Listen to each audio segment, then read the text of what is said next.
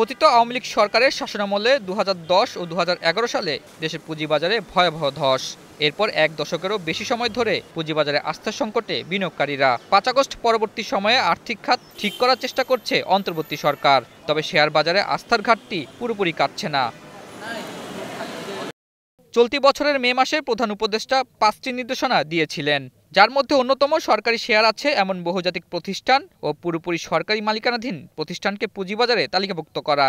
নির্দেশনা পালনে বিএসইসি ও স্টক এক্সচেঞ্জগুলো বিভিন্ন প্রতিষ্ঠান ও মন্ত্রণালয়ের সঙ্গে বৈঠকও করে। পুঁজিবাজারে সরকারি মালিকানাধীন দেশি ও বিদেশি কোম্পানি তালিকাভুক্তির কার্যক্রম চলমান রয়েছে গত কয়েক দশক ধরে। বিভিন্ন সময় কিছু কোম্পানি তালিকাভুক্ত হলেও ভালো মূল্যভিত্তিগুলো নিয়ে আসতে বছর পর বছর শুধু চেষ্টাই করা হয়েছে। আর সেসব কোম্পানি তালিকাভুক্তি এত বছর শুধু আলোচনার মধ্যেই সীমাবদ্ধ রয়েছে।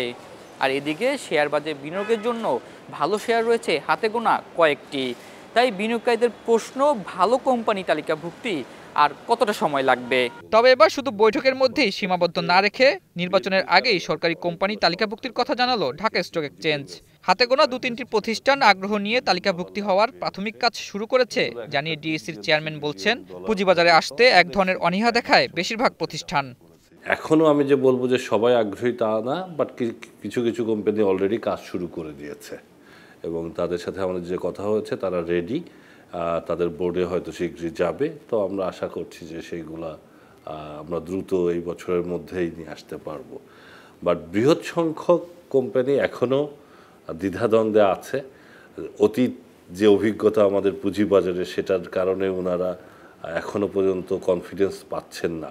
অ্যাটলিস্ট সরকারি প্রতিষ্ঠান 1টি বা 2টি আসতে পারে। আমরা দেখেছি যে একটা কোম্পানি অলরেডি ওনাদের বন্ড লিস্টেড অবস্থায় আছে, যার ফলে ওনাদের কমপ্লায়েন্স পার্টটা মোটামুটি রাইট আছে। তো সেক্ষেত্রে ওনারা যদি নভেম্বরের মধ্যেও অ্যাপ্লাই করেন তাহলে আমাদের দৃঢ় বিশ্বাস আমরা ফেব্রুয়ারির মধ্যে সেইগুলোকে লিস্টিং করে ফেলতে পারবো। এই ধারাবাহিকতায় ওষুধ প্রস্তুতকারক একমাত্র সরকারি প্রতিষ্ঠান এসেনশিয়াল ড্রাগসকে তালিকাভুক্ত করার উদ্যোগ নিতে স্বাস্থ্য মন্ত্রণালয়কে চিঠি দিয়েছে প্রতিষ্ঠানটি। এসেনশিয়াল ড্রাগসকে বাজারে আনবার জন্য কিছুটা উদ্যোগ দেখা যাচ্ছে। আসলে উদ্যোগ একটা জিনিস আর বাস্তবায়ন কিন্তু একটা জিনিস। মানে ভালোর কথা যে এইটাই যে নিয়ন্ত্রণ সংস্থা এবং স্টক এক্সচেঞ্জগুলো সবগুলো পক্ষই কিন্তু এই একই মনোভাবের মধ্যে আছে। অর্থাৎ বাজারে যে আগের যে শেয়ারগুলো, সেটা দিয়ে বাজার কিন্তু বেশি দূর যাবে না, কারণ আমরা গত দীর্ঘ সময়ে দেখেছি যে বাজারে শুধুমাত্র বাজার শেয়ার এসেছে।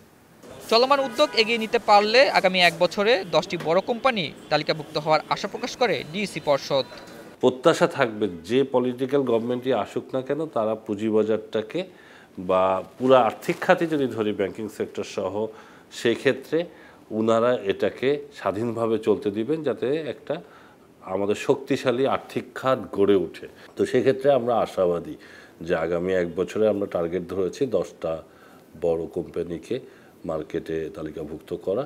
বিশেষজ্ঞরা বলছেন, পুঁজিবাজারে আস্থা ফেরাতে ভালো নীতি গ্রহণ এবং সেগুলো বাস্তবায়ন জরুরি। বিভিন্ন আর্নিংসকে ম্যানিপুলেট করে, বিভিন্নভাবে ওনারশিপ চেঞ্জের খবর ছড়িয়ে দেয়, অনেকভাবে অর্গানাইজভাবে কাজ করে। তো এইগুলোর যারা মাস্টারিং করে, আপনার সারা পৃথিবীতেই কারসাজি থাকবে, কারসাজি কিন্তু আপনি বন্ধ করতে পারবেন না। বাট কতটুকু যখন পাবলিকের হাত পুড়ে যায় সেটা নিয়ে কিন্তু আমরা কনসার্ন। এই জিনিসটা ডিটেক্ট করা যায় কারা মাস্টার মাইন্ড, কারণ মাস্টার মাইন্ডরা সবসময় ধরাছোঁয়ার বাইরে থাকে, সাধারণ বিনিয়োগকারী এখানে ক্ষতিগ্রস্ত হয়। ইউনিলিভারের মতো বহুজাতিক প্রতিষ্ঠান ছাড়াও আরও কিছু প্রতিষ্ঠানে সরকারের শেয়ার আছে। পুঁজিবাজারে বর্তমান 20টির বেশি রাষ্ট্রায়ত্ত প্রতিষ্ঠান তালিকাভুক্ত। এর মধ্যে 7টি ধারাবাহিক লোকসানে, বাকিগুলো কম বেশি মুনাফা করছে। বিশেষজ্ঞরা বলেন, শেয়ার বাজারে তালিকাভুক্ত শুধু অর্থ সংগ্রহের জন্য নয়, এতে কোম্পানির সুনাম ও স্থায়িত্ব বৃদ্ধি পায়। আতাউর নিয়ন, স্টার নিউজ, ঢাকা।